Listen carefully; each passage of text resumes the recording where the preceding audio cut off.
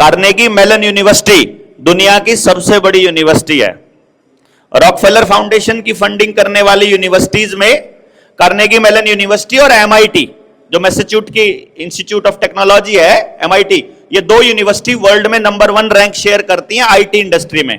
जो भी आईटी का काम करता है बच्चा, उसको मालूम है, कंप्यूटर से रिलेटेड इंजीनियरिंग करता है। तो पता चलता है कि इन दोनों ने मिलकर 1938 में एक प्लान बनाया कि क्यों ना पूरी दुनिया के अंदर म्यूजिक के जो नोट्स हैं उनको बदल दिया जाए। बोले म्यूजिक के नोट्स बदल दिए जाएं? वो होता है ना, नोट्स होते हैं उसके अंदर, जो कोई हारमोनियम बजाता, कोई म्यूजिक वाला बंदा बैठा होगा ना, बैठा कोई, उनको पता होगा ना नोट्स होते हैं।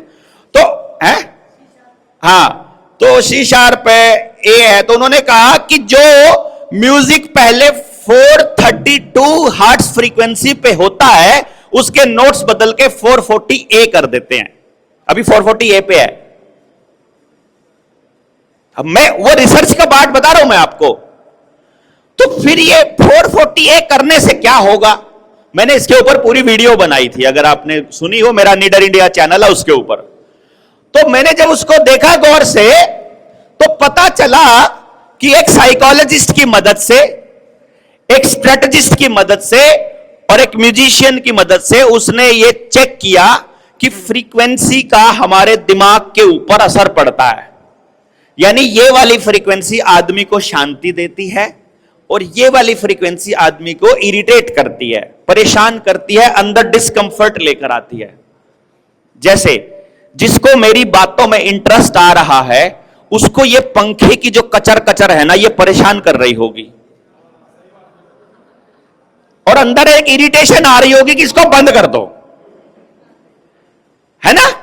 तो ये डिस्कंफर्ट अंदर से आ रहा है ना, तो बाकी किसी काम में जी नहीं लगेगा।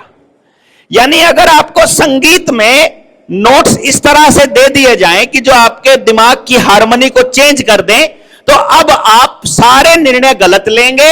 अब आपके घर में प्रेम का माहौल खत्म हो जाएगा।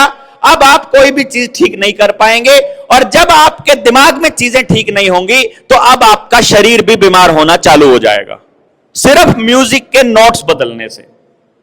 तो फिर ये कहां कहां चेंज करने से आता है फर्क, तो पता चलता है कि आपके घर में चलने वाली मिक्सी ग्राइंडर, आपके घर में चलने वाली चक्की, आपके घर में चलने वाला विंडो वाला एसी, आपके घर में आवाज करने वाला पंखा, आपके घर में चलने वाली कोई भी मोटर जो आवाज कर रही है वो आसपास ऐसी फ्रीक्वेंसी एमिट कर रही है जो आपको लगातार बीमार कर रही है। बड़ा पंगा हुआ यार, इतनी साइंस और टेक्नोलॉजी इवॉल्व कर ली तो ये ऐसी फ्रीक्वेंसी नहीं बना पाए कि ये आदमी को स्वस्थ रख लें, तो ये बीमार करने वाली फ्रीक्वेंसी ही क्यों बना रहे हैं। तो कैलकुलेशन दिखाई देती है कि हे भगवान, जिस रॉकफेलर फाउंडेशन ने ऑक्सफोर्ड यूनिवर्सिटी को फंडिंग दी थी, जिस रॉकफेलर फाउंडेशन ने बड़ी बड़ी यूनिवर्सिटी जितनी वर्ल्ड में है, हम क्यों एडवर्टाइजमेंट करें खामखाई की, एक बार जाके उन यूनिवर्सिटीज के बोर्ड ऑफ डायरेक्टर्स में उनकी फंडिंग देने वाले आदमियों का पता करोगे तो आपको रॉकफेलर फाउंडेशन पक्का मिलेगा। कौन सा फाउंडेशन? याद कर लो इसको पक्का, रॉकफेलर, रॉक ऊपर से गिरी, रॉकफेलर, फेल मतलब गिरना, ठीक है, रॉकफेलर, ROCKEFELLER, रॉकफेलर फाउंडेशन। ये मैं इसलिए बता रहा हूं कि जैसे जैसे आप गहराई में जाते जाएंगे तो आपको पता चलेगा कि दुनिया के सारे देशों में, आपने तो सुना ही होगा ना, अंग्रेजों का सूरज कभी नहीं डूबता था। इसका मतलब दुनिया में बहुत से देशों के ऊपर उनका राज था। जिन देशों के ऊपर राज था वहां क्या पढ़ाना है वही तय करते थे। हमारा आजादी का नाटक 1947 में हुआ था, नाटक बोल रहा हूं, आजादी आजादी का खेल कुछ नहीं था, वो अभी आपको मालूम पड़ जाएगा। तो रॉकफेलर फाउंडेशन ने यह तय किया किसी भी देश को आजाद करने का नाटक करने से पहले कि उस देश में एजुकेशन सिस्टम हमारे हिसाब का आ जाना चाहिए। तो फिर वो आपको जानकारी देंगे इस हिसाब से कि आपको सही जानकारी कभी मिले ही ना, कि यार ये बड़ा पंगा है, बलारा तुम हर चीज में है ना कॉन्स्पिरेसी ढूंढ लाते हो। मैंने कहा यार मैं कॉन्स्पिरेसी नहीं, मैं फैक्ट की बात कर रहा हूं। अब तुम मुझे सिर्फ इतना बता दो कि चाकू खुद तय करेगा कि मैंने क्या काटना है, या जिसके हाथ में है वो तय करेगा? यानी कि यूनिवर्सिटी, किताब, स्कूल और टीचर खुद तय करेगा, या बच्चा तय करेगा क्या पढ़ना है, या जो उसको चला रहा है वो तय करेगा? चलाने वाले तय करेंगे। अब मुझे एक बात बताओ, यदि आपको 1947 से पहले की किसी किताब को जानना है या कोई जानकारी लेनी है तो कहां से लोगे?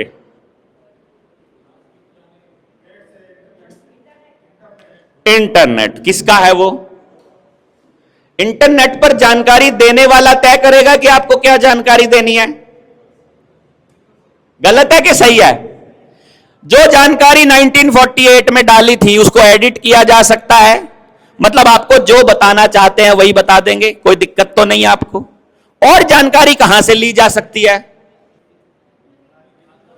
लाइब्रेरी से। लाइब्रेरी में किसने लिखी है वो किताबें? भगवान ने कि इंसान ने?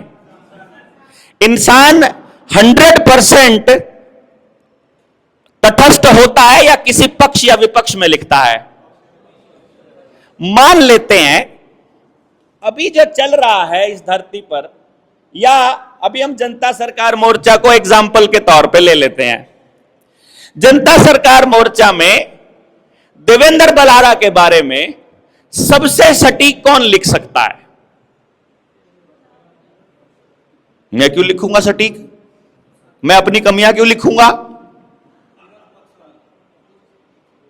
और आप मुझे जानते नहीं। ये मेरे फेवर का आदमी है तो ये मेरी फेवर की बात लिखेगा, कोई बदमाश मेरे अगेंस्ट आदमी है तो मेरी अगेंस्ट बात लिखेगा, और मैं लिखना चाहूंगा तो मैं वो लिखूंगा जो मैं अपना चेहरा दिखाना चाहता हूं। तो मेरे बारे में सच कौन लिखेगा? और किसका सच पूर्ण सत्य होगा? किसी का भी नहीं। इसका मतलब लाइब्रेरी में जो है वो सारा का सारा इतिहास झूठ हो सकता है। मैं नहीं कह रहा हूं है, हो सकता है।